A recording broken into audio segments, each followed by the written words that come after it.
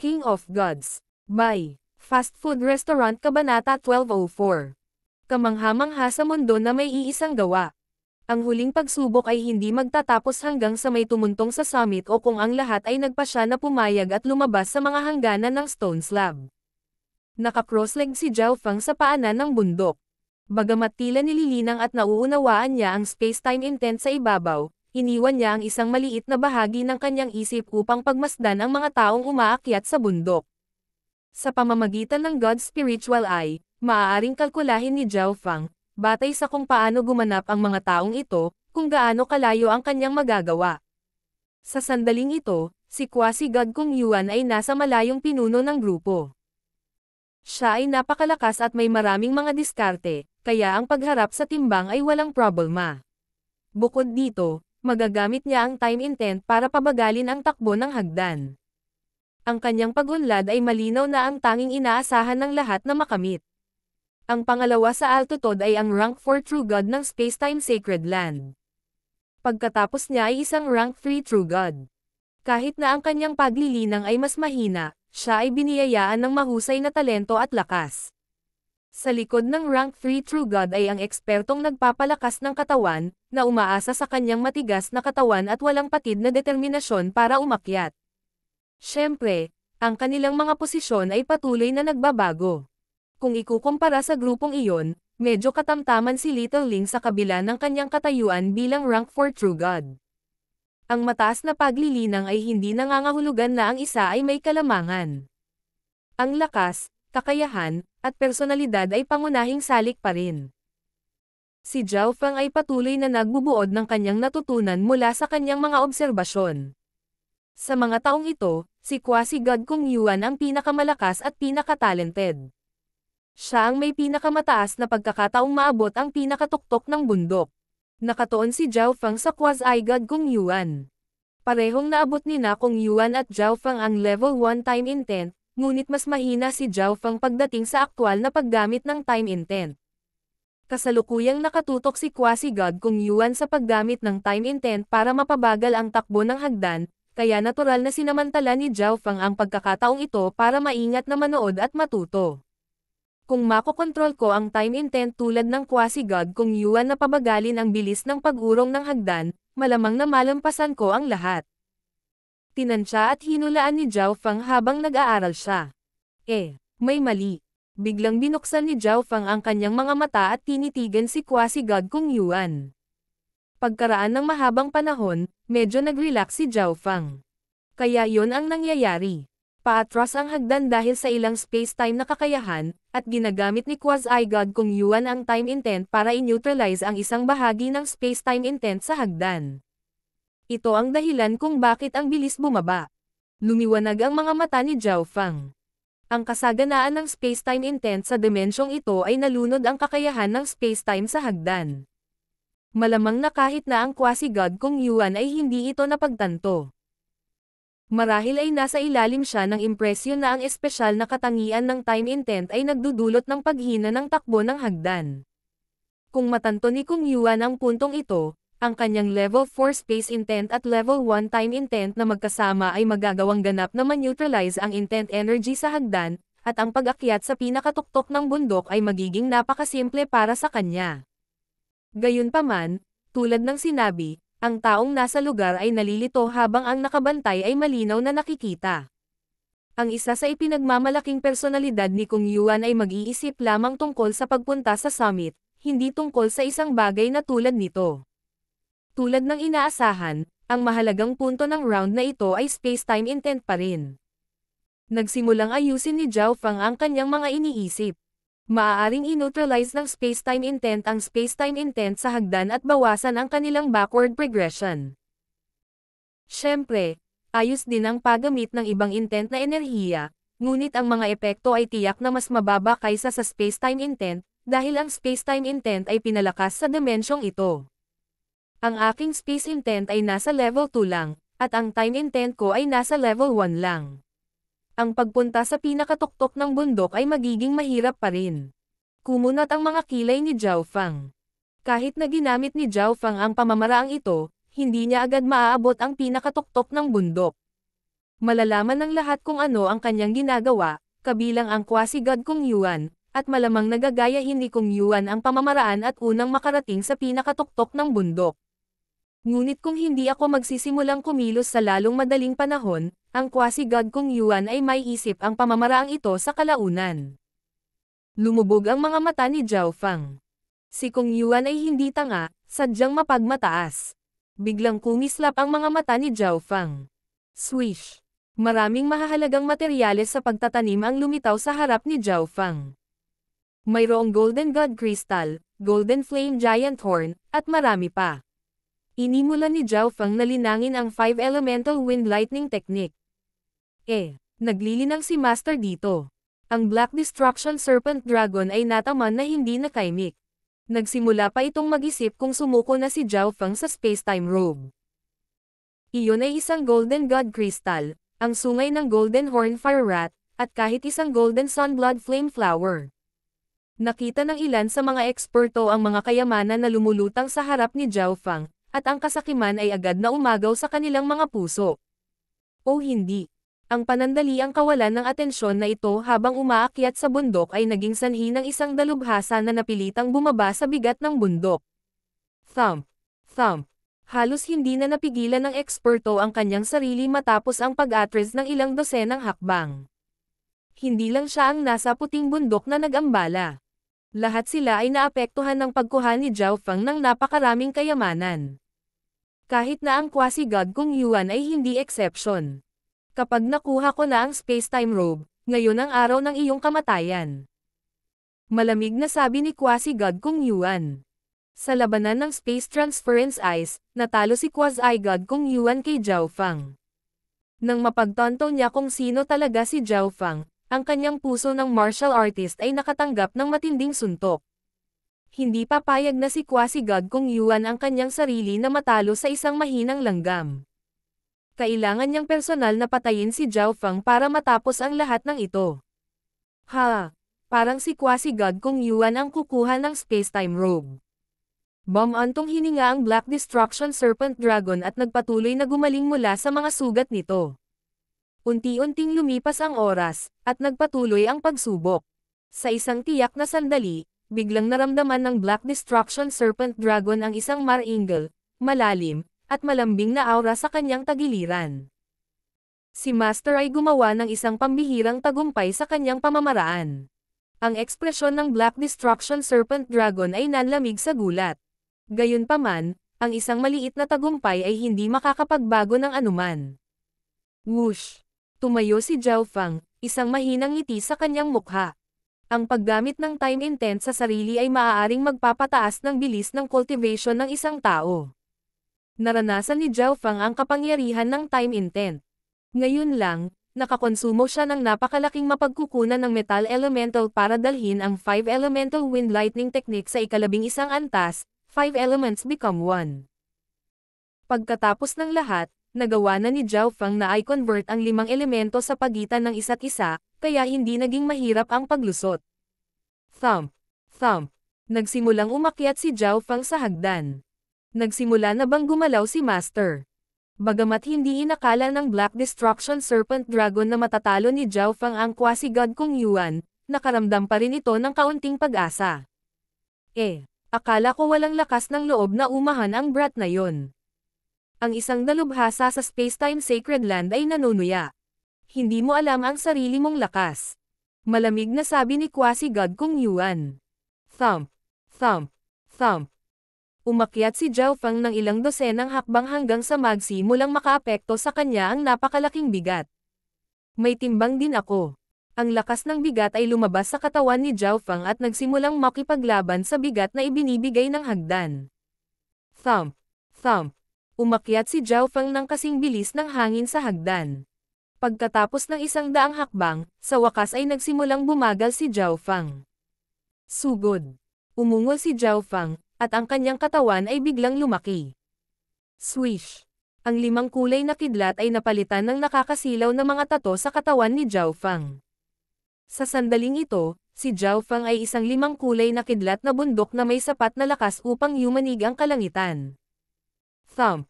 Ang bilis ni Zhao Fang ay tumaas, Ang divine power ng 5 elemento ay nagbibigay daan sa kanya na walang pag-iingat na sumulong.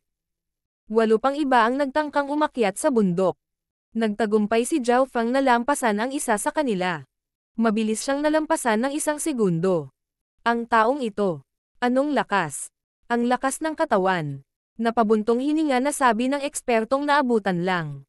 Thump, thump, thump. Matapos maabutin ang ikatlong tao, sa wakas ay nagsimulang bumagal si Zhao Feng. Napakalakas. Nakatuon ang tingin ni Little Ling kay Zhao Feng habang inilalabas niya ang 2 salitang ito. Brat, ito ang magiging punto ng paghinto mo. Galit na umungal ang eksperto sa Spacetime Sacred Land na pinakamababa sa grupo. Ganoon ba? Hindi mapigilan ni Zhao Feng ang mapangiti. Space intent, time intent. Ipinadala ni Zhao Feng ang 2 intent na ito na dumadagandong sa hagdan. Agad na bumagal ang hagdan sa ilalim ng kanyang mga paa. Sugod. Ang 5-element pored na si Zhao Feng ay dumaan sa Little Ling. Thump, thump, thump. Papalapit ng papalapit si Zhao Feng sa eksperto sa Spacetime Sacred Land na nanlilibak sa kanya. Imposible. Hindi mo ako maaabutan. Ang ekspertong ito ay natulala, natigilan sa kinatatayuan na may gulat sa kanyang mukha. Ngunit sa oras na sinabi niya ang mga salitang ito, naabutan na siya ni Zhao Feng. Sa ngayon, si Zhao Feng ang pang-4 na pinakamataas na tao sa bundok. Thump, thump, thump. Pinahintulutan ng spacetime intent si Zhao Feng na patuloy na umakyat, kahit na hindi ito napakabilis. Isa pang eksperto ang naipasa. Ang tanging tao sa itaas ni Zhao Feng ngayon ay ang quasi-god Kung Yuan at ang rank 4 true god ng Spacetime Sacred Land. Naiintindihan ko na ngayon. Ang quasi-god Kung Yuan ay may napakalalim na pag-unawa sa spacetime intent. Agad niyang naunawaan kung paano ginagamit ni Zhao Feng ang kanyang spacetime intent. Buzz. Biz. Agad na ipinadala ni Kung Yuan ang kanyang spacetime intent na dumadagandong sa hagdanan, dahilan upang bumagal ng husto ang takbo ng hagdan. Kaya iyon ang nangyari. Naintindihan din ng rank 4 true god. Thump, thump, thump. Agad na bumilis ang takbo ni quasi-god Kung Yuan. Ang iyong space intent ay nasa level 2 lang. Hindi mo ako maabutan. Akin ang spacetime robe. Sa pamamagitan ng paggaya sa pamamaraan ni Zhao Feng, mabilis na nilapitan ni quasi-god Kung Yuan ang tuktok ng bundok. Ngunit pagkatapos, naramdaman ng quasi-god ang napakalaking ripples ng intent energy mula kay Zhao Feng.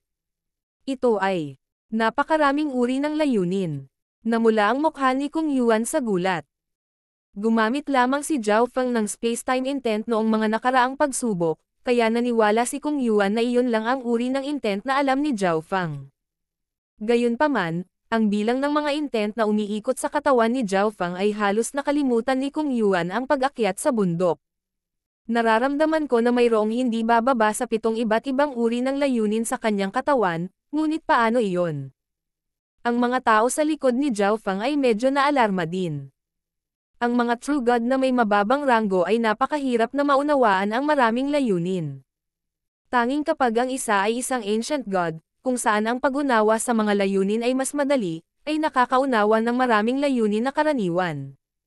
Ngumiti lang si Zhao Feng at nagpatuloy sa pag-akyat. Sa pag-abot sa ika-11 antas ng 5 Elemental Wind Lightning Technique, 5 elements ang naging isa, ang 5 elements intent at wind lightning intent ni Zhao Feng ay ganap na nabuo. Bagamat ang bawat intent ay nasa level 1 lamang, ang 5 element intent at ang wind lightning intent ay 7 intents na. Kung ang isa ay nagdagdag din ng spacetime intent, nakuha ni Zhao Feng ang 9 na iba't ibang uri ng intent. Ang hagdan sa ilalim ni Zhao Feng ay umuusad na parang suso. Nagpatuloy si Zhao Feng sa pag-akyat, hakbang-hakbang, at mabilis niyang nalampasan ang rank 4 true god at nagsimulang lumapit kay quasi-god Kung Yuan. Siya ay isang demigod lamang, ngunit 9 na uri ng layunin. Napatulala ang transparent na elder sa summit. Hindi ako magpapatalo. Ang quasi-god Kung Yuan ay umungal habang itinutulak niya ang lahat ng kanyang mga diskarte sa limitasyon. Hindi siya papayag na matalo muli kay Zhao Feng. Mas malakas ako kaysa sa iyo, at nasa level 4 ang space intent ko.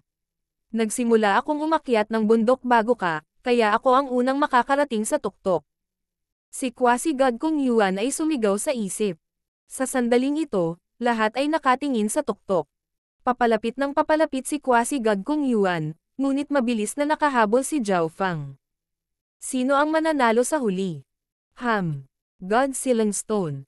Gamit ang isang pitik ng kanyang palad, isang piraso ng God Silang Stone ang kalahati ng laki ng lalaki ay lumitaw sa kamay ni Zhao Fang. Kaagad na nagsimulang kumalat ang kapangyarihan ng pagbubuklod sa lugar. Ang bigat na bumababa kay Zhao Fang ay nabawasan, at ang hagdanan ay tumigil sa paggalaw. King of Gods, Kabanata 1205. Pagpino sa Spacetime Robe. Ang hagdan sa ilalim ni Zhao Fang ay tumigil sa pag-atres, at ang napakalaking bigat na dinadala sa katawan ni Zhao Fang ay nabawasan ng husto. Hindi. Paano? Natigilan si quasi-god Kung Yuan kaya umikot ang kanyang mga mata at muntik nang malaglag sa kanilang mga saksakan. Ang hagdan sa ilalim ng paa ng batang iyon ay tumigil sa paggalaw. Anong uri ng kayamanan iyon sa kanyang kamay? Agad na nakatuon ang lahat kay Zhao Fang.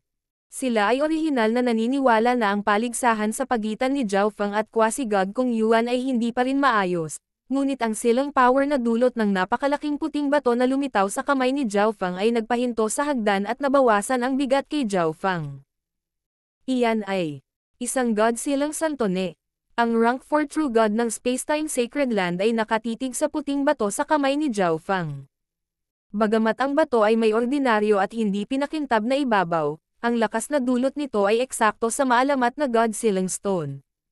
Maaaring ang taong ito ay isang inapo ng God Silang race. Gulat na tanong ng rank 4 true god.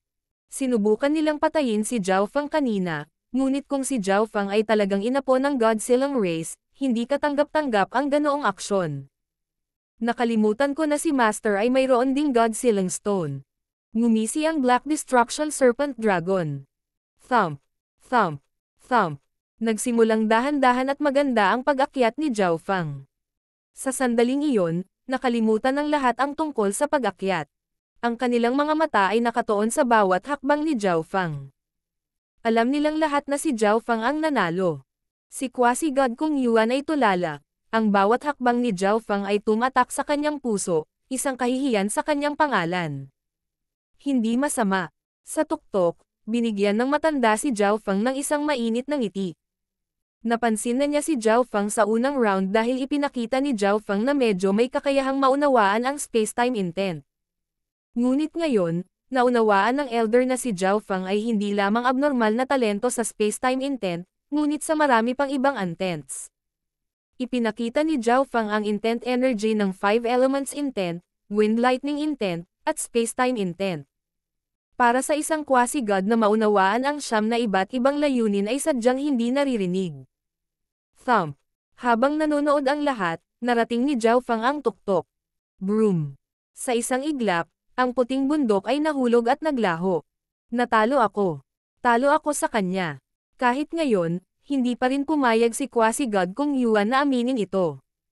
Sa isang pakikibaka para sa isang spacetime treasure, siya, ang ipinagmamalaking quasi-god genius ng Spacetime Sacred Land, ay natalo.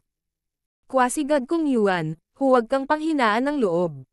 Ang taong ito ay gumamit ng God Silang Stone ngayon lang. Maaaring siya ay isang inapo ng God Silang race. Ang rank 4 true god ng Spacetime Sacred Land ay agad na nag-message kay quasi-god Kung Yuan. Iyon ba ang nangyari? Ang quasi-god Kung Yuan ay hindi lubos na kumbinsido. Gayunpaman, kung si Zhao Fang ay talagang inapo ng God Silang race, ang kanyang pagkawala ay hindi ganap na hindi makatwiran. Ang God Silang race ay nasa ika-14 na ranggo sa 10,000 ancient races. Maraming mga demonyo ng Ancient Desolate Realm of Gods ang napigilan ng God Silang race. Ang teritoryo ng God Silang race ay isa ring pangunahing God Realm Sacred Land, ang God Silang Sacred Land. Swish! Nang mawala ang bundok, lahat maliban kay Zhao Fang ay pinalabas sa dimensyon. Ang pagsubok para sa spacetime robe ay natapos na. Senior, pwede mo bang iwan ang dalawa dito? Nakita ni Zhao Fang na ang Little Ling at ang Black Destruction Serpent Dragon ay nawala at agad na nagtanong. Swish! Gamit ang kanyang kamay, gumawa si Zhao Fang ng mga larawan ng Black Destruction Serpent Dragon at Little Ling. Sige, tutulungan kita. Tumango ang transparent na matanda. Pagkaraan ng maikling sandali, muling lumitaw sa dimensyon ang Black Destruction Serpent Dragon at Little Ling. Ano ang sitwasyon sa labas? Agad na tanong ni Zhao Fang. Kakalabas lang namin nang magsimulang tanungin kami ng mga eksperto ng Spacetime Sacred Land. Mayroong hindi mabilang na mga nasawi sa labas. Tapos na ang labanan sa pagitan ng Ancient God at ng Rank 5 True Gods. Takot na sabi ng Black Destruction Serpent Dragon. Buti na lang at pinabalik sila. Kung hindi, sino ang nakakaalam kung ano ang gagawin ng Spacetime Sacred Land sa kanila? Ang Rank 5 True Gods ay tapos na sa pakikipaglaban sa Ancient God. Paano ang iba pang mga kayamanan? Nagpatuloy si Zhao Fang sa pagtatanong. Tanging ang bola ng violet na apoy at ang pilak na espada ang natitira. Ang Black Destruction Serpent Dragon ay mabilis na sumagot. Sa apat na pinakamataas na kayamanan, ang Spacetime Robe ay nasa mga kamay ni Zhao Fang, at ang Heaven Yuan Stone Disc ay kinuha ni Quasi-God Sikong ng Tianian Sacred Land. Ang labanan sa labas ng mundo ay nagresulta sa kakilakilabot na mga casualty. Maraming mga eksperto ang agad na umalis pagkatapos makakuha ng kaunting pakinabang mula sa kaganapan. Sige. Nakuha mo na ang Spacetime Robe, kaya magmadali at pinuhin ito. Biglang sabi ng transparent na elder. Buzz. Biz. Ang katawan ng matanda ay nagsimulang maglaho, ngunit ang Spacetime Robe na kanyang isinuot ay lalong kumislap at lumiwanag, ang mga ron sa ibabaw nito ay nagniningning na may nakasisilaw at malalim na liwanag. Sa huli, ang katawan ng matanda ay ganap na naglaho, at ang ningning ng balabal ay lumabo habang ito ay lumutang sa hangin. Iniunat ni Zhao Fang ang kanyang kamay at kinuha ang Spacetime Robe. Kapag napino mo na ang Spacetime Robe, maaari kang umalis sa lugar na ito ng mag-isa. Isang mensahe ang lumipad sa isip ni Zhao Fang. Zhao Fang, tapos na ba ang ating pagtutulungan? Pinili ni Little Ling ang sandaling ito para magtanong. Ang ugali ni Little Ling ngayon kumpara noong una siyang sumali sa koponan ay ibang-iba gaya ng langit at lupa. Tapos na, pero hindi mo na kailangang umalis ng ganoon kabilis. Nasa labas pa rin ang mga tao ng Spacetime Sacred Land na naghihintay sa iyo. Diretsahang sinabi ni Zhao Fang. Dapat mong ibalik sa akin ang mga balahibo ng buntot ng ninuno. Nakita ni Little Ling na maaaring nakalimutan ni Zhao Fang ang bagay na ito at agad na hiningi ang kanyang gantimpala. Natigilan sandali ang ekspresyon ni Zhao Fang, at pagkatapos ay naglabas siya ng 3 balahibo sa buntot, na ngayon ay naubusan ng enerhiya. Ano? Ikaw? Sumeryoso ang mukha ni Little Ling, nanlaki ang kanyang mga mata at tila handa ng mag-alab. Gayunpaman, ang elder ng Phoenix-tailed bird race ay sinabi lamang sa kanya na kunin ang mga balahibo ng buntot, huwag gumawa ng anumang bagay. Bukod dito, kahit na ang mga balahibo ng buntot ay nawalan ng enerhiya, ang mga ugat ng intent sa mga balahibo ay umiiral pa rin, na nagpapahintulot sa mga miyembro ng kanyang lahi na maunawaan ang layunin sa loob nila. Inilibot ni Little Ling ang kanyang mga mata kay Zhao Fang bago inalis ang mga balahibo. Ang mga tao ng Spacetime Sacred Land ay malamang na mananatili sa loob ng ilang sandali. Dapat kang manatili at magtanim dito. Ang oras ay gumagalaw ng 10 beses na mas mabagal dito, at napakadaling maunawaan ang Spacetime intent dito. Isa rin itong magandang pagkakataon para sa iyo. Sabi ni Zhao Fang. 10 beses na mas maraming oras ng paglilinang ay talagang disente. Kung si Little Ling ay naging isang Rank 5 True God, siya ang magiging pinakabatang Rank 5 True God sa kanyang lahi at nagtataglay ng isang iginagalang na katayuan.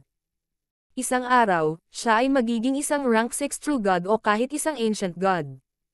Pagdating ng oras, iiwan niya ang sarili niyang balahibo sa buntot at pupunta upang galugarin ang malawak na mundo. Bilisan mo at bawiin ang iyong kultibasyon. Binigyan ni Zhao Fang ng interspatial dimension ang Black Destruction Serpent Dragon. Ang Black Destruction Serpent Dragon ay dumanas ng malaking pagbaba ng cultivation mula sa Origin Destruction na kinain nito at hindi na gaanong nagagamit. Oo, Master. Isang pahiwatig ng kaligayahan ang lumitaw sa mukha ng Black Destruction Serpent Dragon. Pagkatapos ng mahabang panahon kasama si Zhao Fang, medyo nagbago ang personalidad ng Black Destruction Serpent Dragon. Sa pananaw ng Black Destruction Serpent Dragon, tiyak na malalampasan ni Zhao Feng kung nasaan ito sa tuktok nito, at marahil ay malalampasan pa ang mga Ancient God.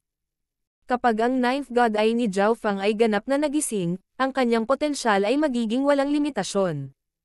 Ang buong Realm of Gods ay manginginig. Ang pagiging kabayo ng gayong makapangyarihang karakter ay hindi kahihiyan. Whoosh! Lumutang si Zhao Feng sa kawalan at nag-cross-leg na posisyon. Ang space-time robe. Sa tuwing nakikita niya ang kayamanang ito, hindi sinasadyang masasabik si Zhao Feng. Nagtataka ako kung anong ranggo ng divine weapon ang space-time robe na ito. Bulalas ni Zhao Feng. Sa ngayon, lahat ng divine weapon na nakita ni Zhao Feng ay mababang kalidad na divine rank. Siyempre, ang iba pang mga kayamanan na nakuha ni Zhao Feng mula sa transparent na palasyo ay maaaring maging katamtamang kalidad ng divine rank. Buzz. Biz. Sinimulan ni Zhao Feng na pinuhin ang space-time robe. Gayunpaman, napagtanto ni Zhao Feng na ang proseso ng pagpino ay napakabagal. Kailangang tandaan ng isa na kapag pinipino ang mababang kalidad na divine rank na mga divine weapon, kailangan ni Zhao Feng ng hindi hihigit sa 4 na oras. Ngunit ito rin ay patunay ng kalidad ng space-time robe. Dahil napakabagal ng pagdadalisay at ito ay napakahusay na lugar para sa paglilinang, hinati ni Zhao Feng ang kanyang isip upang linangin ang iba pang mga bagay. 5 Elemental Wind Lightning Technique, ikalabing isang antas, 5A Elements Become 1. Ang isip ni Zhao Feng ay bumagsak sa vortex ng divine power.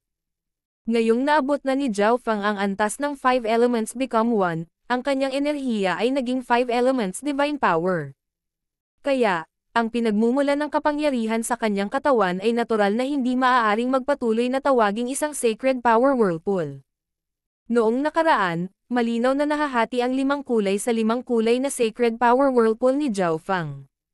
Ngunit ngayon, ang 5 iba't ibang uri ng enerhiya ay pinagsama sa isang jade disc kung saan dahan-daang umiikot ang 5 magkakaibang uri ng liwanag.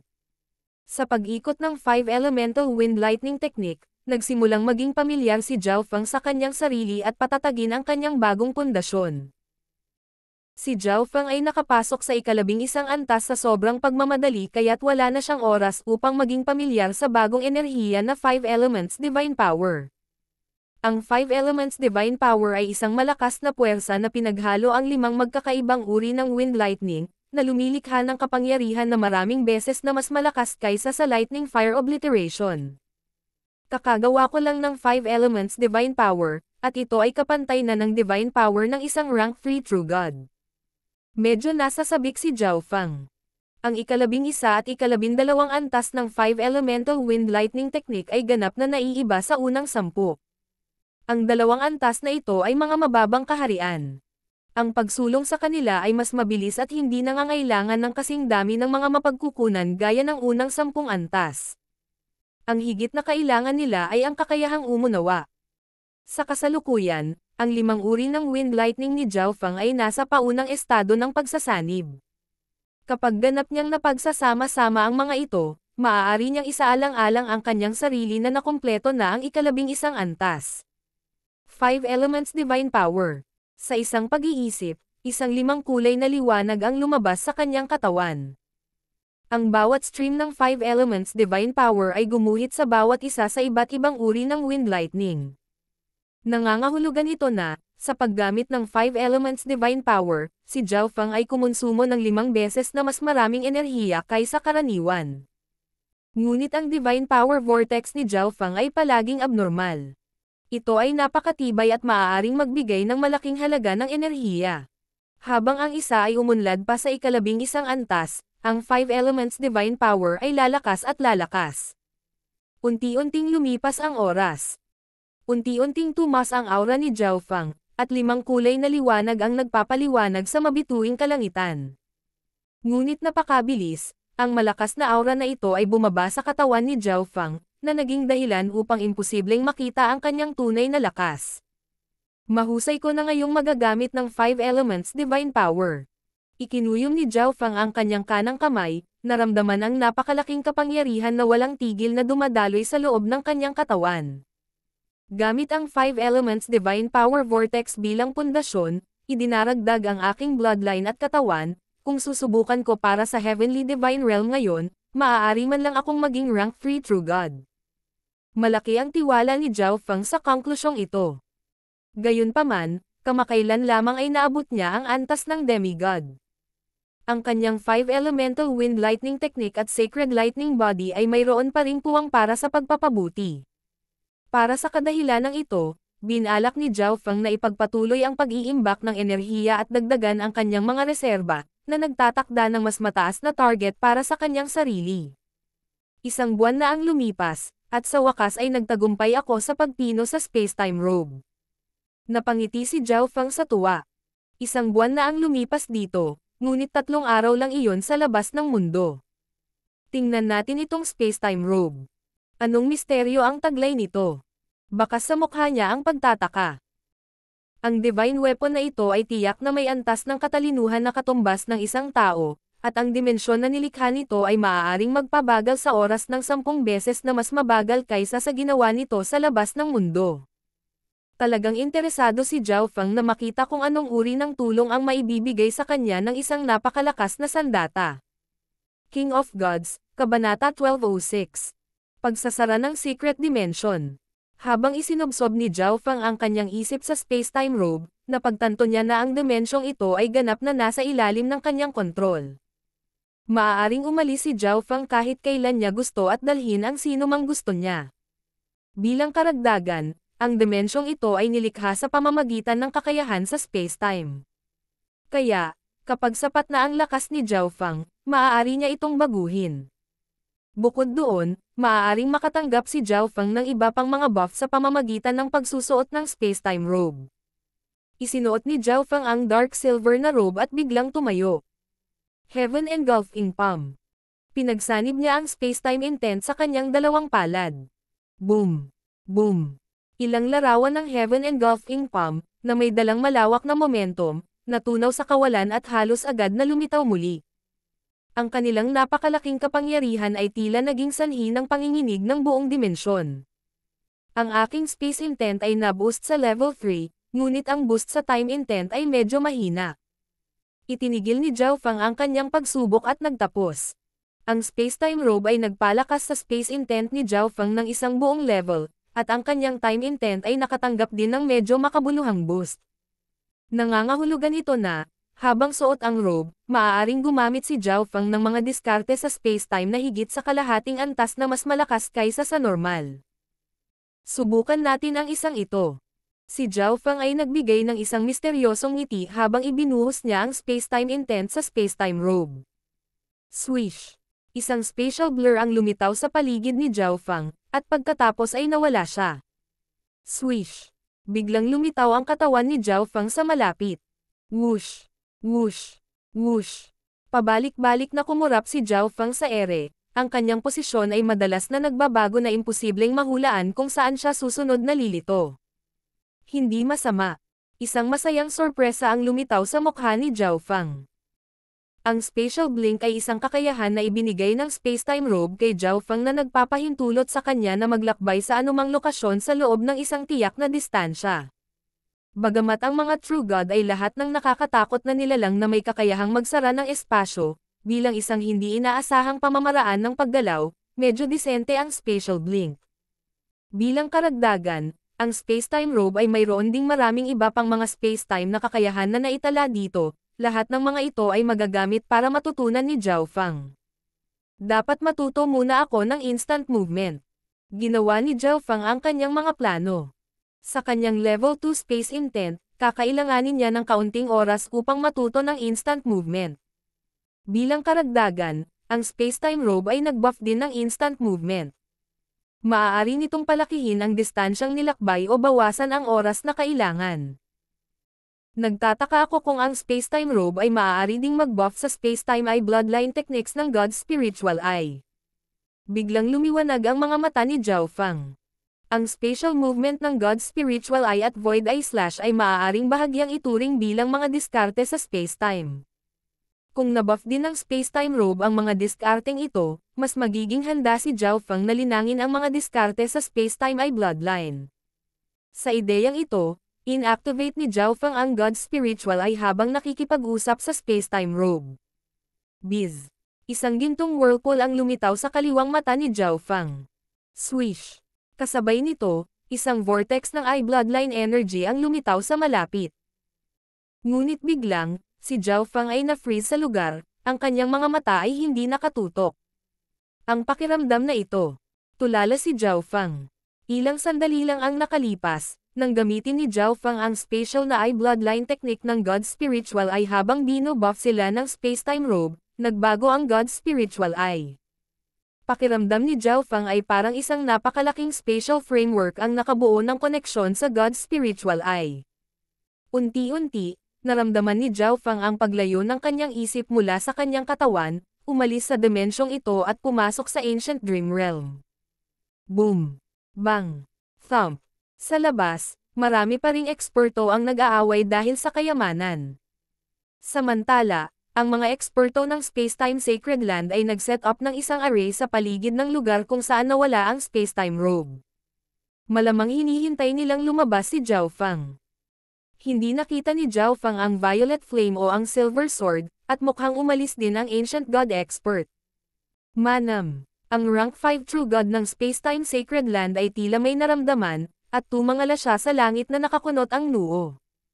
Sa di malamang dahilan, pakiramdam niya ay may nagmamasid sa kanya mula roon. Pero wala naman. Ang Rank 5 True God ay nalito. Iniisip niya lang ba, sa dimensyon ng Spacetime Robe, ang mga mata ni Zhao Fang ay nanambalik ng kaunting espiritu. Ano yon ngayon lang? Umalis ang aking kamalayan sa dimensyong ito at sumanib sa espasyo ng Ancient Dream Realm. Gumugulong ang isip ni Zhao Fang sa hindi makapaniwala.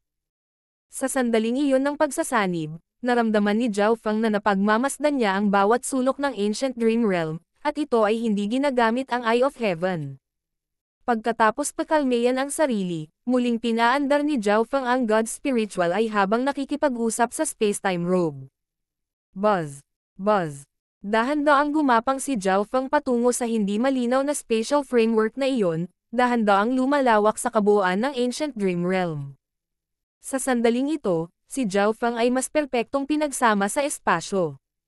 Maaari niyang obserbahan ang lahat habang nahihirapan silang mapansin si Zhao Fang. May naisip si Zhao Fang. Buzz! Boom! Ang dimensyon ng Ancient Dream Realm ay biglang nagsimulang manginig. Anong nangyari? Ang maraming eksperto na nakikipaglaban ay binigyan ng takot. Ang lakas ng kanilang mga diskarte ay hindi sapat para ilipat ang Wild Ancient Secret Dimension, kaya bakit biglang nagsimulang manginig ang dimensyong ito? Swish! Muling bumalik sa kanyang katawan ang isip ni Zhao Fang. Naiintindihan ko. Gamit ang kapangyarihan ng Spacetime Robe, nagkaroon ako ng higit na kontrol sa Ancient Dream Realm. Huminga ng malalim si Zhao Fang at gulat na sinabi. Mas tiyak na ngayon ni Zhao Fang na ang Ancient Dream Realm ay may napakalapit na koneksyon sa God Spiritual Eye. Ang Ancient Dream Realm ay maaaring ang origin dimension ng God Spiritual Eye. Kung ang Wild Ancient Secret Dimension na nagbubukas lamang ng isang beses sa bawat 10,000 taon ay maagang nabuksan, tiyak na may paraan para maisara ito ng maaga. Si Zhao Fang ay palaging naniniwala na siya ang dahilan kung bakit maagang nagbukas ang Wild Ancient Secret Dimension, kaya kung gusto niyang isara ito ng maaga at itaboy ang mga taong ito, ang kritikal na punto ay nakasalalay sa kanyang sarili at sa God's Spiritual Eye. Sa pag-iisip na ito, naging malungkot si Zhao Fang. Naka-cross-legged siya at nagsimulang magsaliksik dito. Origin Energy. Habang ipinadala ni Zhao Fang ang kanyang isip sa misteryosong gininto ang bola, natuklasan niya na maaari na niyang ilipat ang enerhiyang ito. Naalala ni Zhao Fang na, sa tuwing gagamitin niya ang God Eye Duplication, ang God Spiritual Eye ay gagamit din ng isang tiyak na halaga ng Origin Energy. Batay sa aking pag-unawa sa Eye of Death, ang Origin Energy ay maaaring maka-impluwensya sa Origin Dimension. Tila naunawaan ni Zhao Fang ang pangunahing prinsipyo. Buzz. Sa God Eye Dimension, nagsimulang umikot ang misteryosong gininto ang bola. Sa pagkakataong ito, ang gintong bola ay nagsimulang magpakawala ng parang panaginip na bahaghari ng kapangyarihan. Habang inilalabas niya ang kapangyarihang ito, naramdaman ni Zhao Fang na bahagyang hangin na ang God's Spiritual Eye. Whoosh! Inihalo ni Zhao Feng ang kanyang kamalayan sa bahaghari na daloy ng enerhiya at pagkatapos ay dahan-daang nagsimulang kumalat ito sa napakalaking spatial framework. Swish! Muling sumanib ang isip ni Zhao Feng sa espasyo ng Ancient Dream Realm. Gayunpaman, ang oras na ito ay ganap na naiiba mula sa unang 2 beses. Nararamdaman ni Zhao Feng ang lahat ng nangyayari sa radius na milyon-milyong li.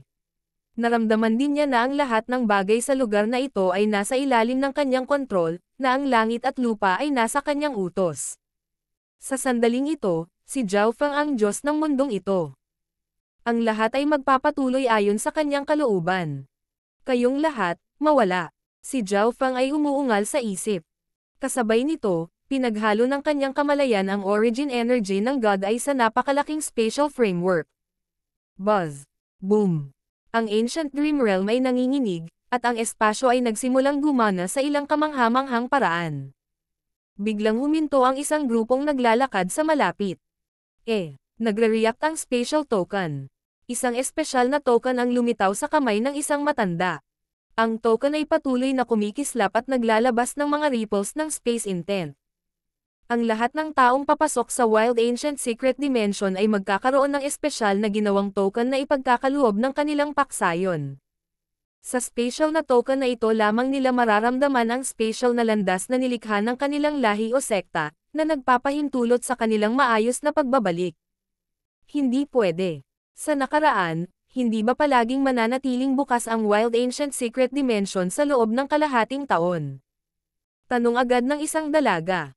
Hindi ako sigurado, ngunit ang liwanag ng spatial token ay lumalakas at lumalakas.